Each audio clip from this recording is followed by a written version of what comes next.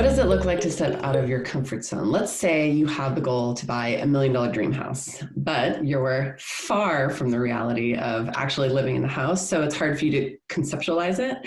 A practice to push you out of your comfort zone could be to actually go to open houses, to book appointments at homes that are way out of your price range.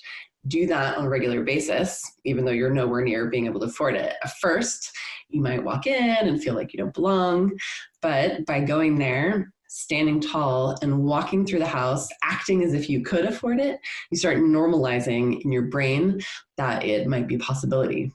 The more you do that, the more comfortable you get.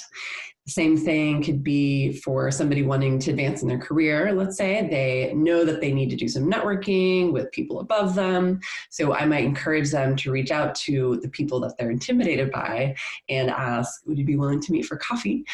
By doing this, they're getting more brave, they're exercising their courage muscle, and they're also making contacts and upping the chances that they're going to meet the right person.